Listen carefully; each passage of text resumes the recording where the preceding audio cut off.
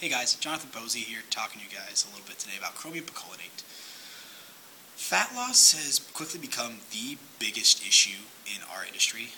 There's constantly debate as to how to achieve fat loss for our clients, which is a good thing.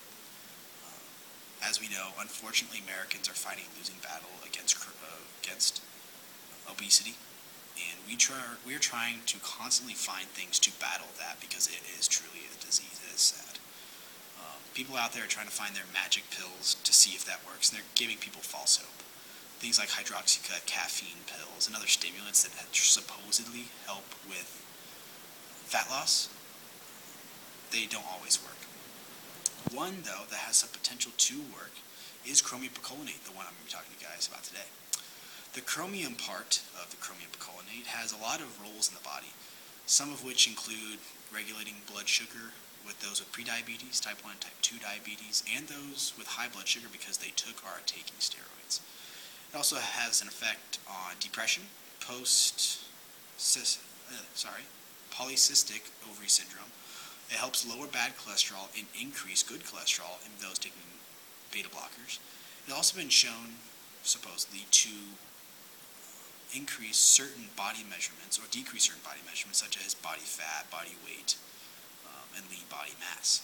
And also supposedly helps performance by increasing energy and just overall performance. After hearing all those potential good things, it sounds like it could be a pretty good supplement, right? But I don't want to get too ahead of myself. Let's dive a little bit more into the research and to doses and such and specifics of this supplement. The RDA from the U.S. National Academy of Sciences for chromium is 50 to 100 micrograms per day. That isn't too high, but some of the doses that we're going to be seeing are 4 to 5 times that in some of these supplementation pieces. Due to this, some of the side effects are chromium poisoning and also an interaction between insulin and chromium. Because as I'll get into more later, chromium supposedly is a catalyst for insulin synthesis and insulin secretion in the blood when the blood glucose is off. And mixing a diabetic by taking insulin and chromium could end up spelling disaster for a diabetic, a type 2 diabetic. But, like I said, we're going to get more into the actual how of it working chromium picolinate-wise. In a study done by Selafu and Hu, they found that the most evidence for chromium's role in the body as a catalyst when insulin needs to be injected in the blood when our blood glucose gets too high. We need something very high on the glycemic index, or because of other issues. So it helps shuttle the blood glucose into the muscle to remake muscle glycogen. That is a big deal because that has effect on diabetes because they can't regulate blood sugar, and this could help them with that. It could improve athletic performance because resynthesis of muscle glycogen, and also weight loss because you start burning fat instead of the glucose or the muscle glycogen. So the biochemistry lines up, but does the practical application actually line up? The first area I kind of want to go in depth in is diabetes treatment. In a study done by Balk et al., a meta-analysis actually done by Balk et al. Back in 2007, they found that chromium supplementation, I will quote, significantly improved glycemia among patients with diabetes. This is a big deal, but as I read more in the study, they stated that this conclusion could be based on potentially shoddy research design from what they saw, which is a little concerning.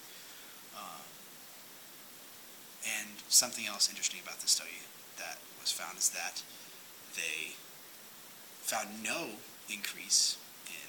change at all in lipid or glucose metabolism in those without diabetes. So those without diabetes, it does not affect at all.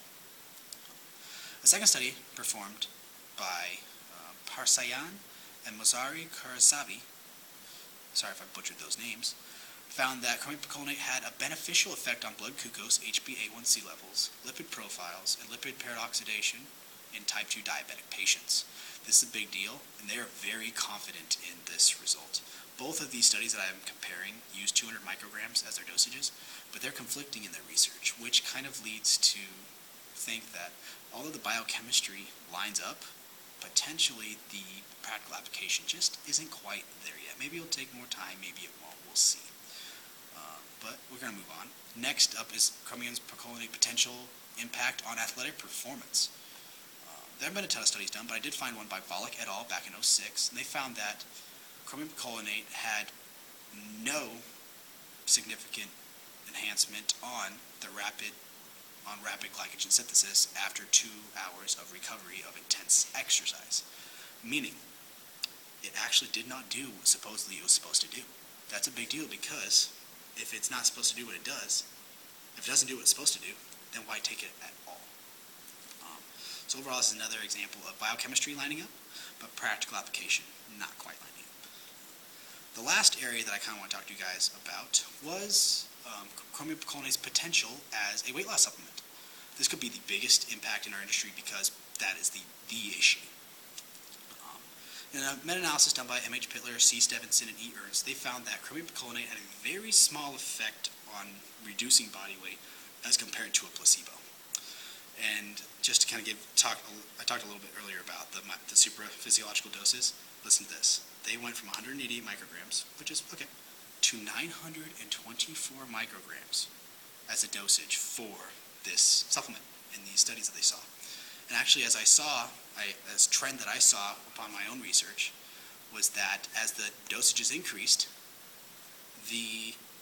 all the measurables they thought would go down or improve, like increases in lean body mass and decreases in body fat and body weight, it was inverse. There were decreases in lean body mass and increases in body fat and body weight.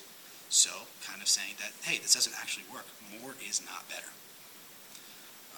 Overall, through the research I kind of presented you guys, it will be more time needs to pass in order for this supplement to gain any traction as a legitimate supplement.